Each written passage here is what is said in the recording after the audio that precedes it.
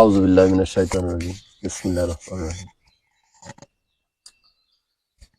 আজকের প্রসঙ্গ শবে সাদেক। আমরা শবে সাদেক বলতে আসলে কি বুঝি? শবে সাদেক হচ্ছে রাত্রের বা দিনের এমন একটি অংশ,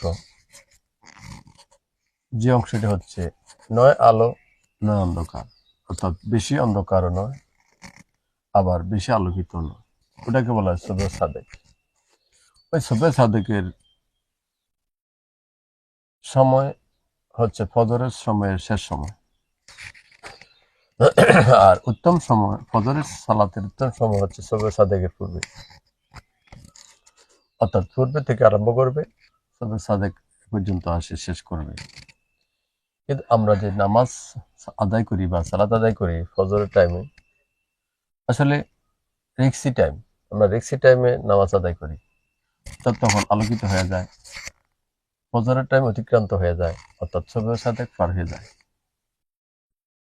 তাহলে আমরা যে সালাত আদায় করি ফজরের টাইম যদি সালাত আদায় করতে গিয়ে যদি পার হয়ে যায় ফজর সালাতের সময়, ওয়াক্ত রিক্সির সময় যদি নামাজ পড়ি, ওই সালাত আল্লাহ পাকের দরবারে কবুল হবে কিনা আল্লাহ পাকে ভালো জানে।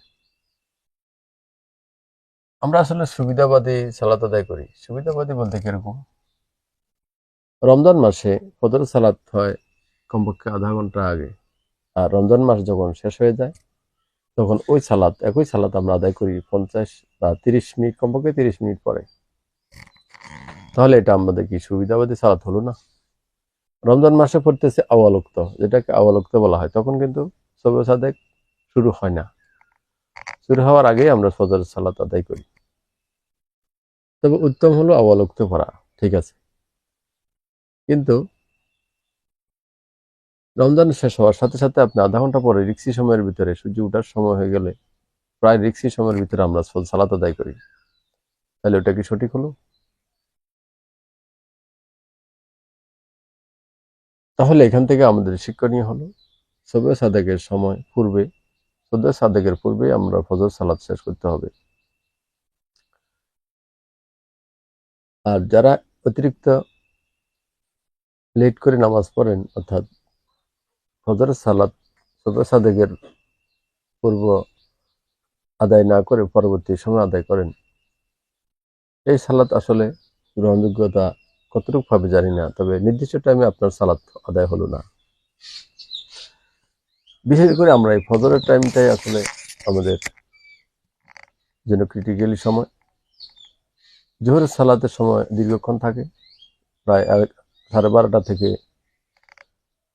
1:30, 2টা, 2:30 পর্যন্ত, সর্বোচ্চ 3টা পর্যন্ত আপনি জোহরের সালাত আদায় করতে পারবেন। আসরের সালাতের সময় থাকে প্রায় 1 ঘন্টা। মাগরিবের সালাতের সময় থাকে প্রায় 20 থেকে 30 মিনিট সূর্য ডোবার পরে। এভাবে রাতের সালাতের সাথে সালাতের সময় আবার দীর্ঘক্ষণ সময় থাকে, অনেকক্ষণ সময়।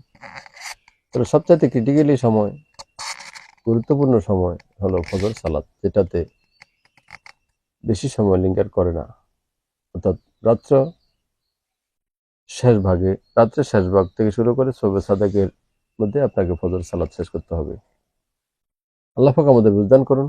আসলে এক এক মসজিদে এক এক সিস্টেমে সালাত আদায় করা হয়, তবে অধিকাংশ মসজিদগুলোতে রিক্সি সময়ে সালাত আদায় করে, যেটা আদৌ সঠিক নয়। আজ এ পর্যন্ত। আসসালামু আলাইকুম রহমতুল্লাহ।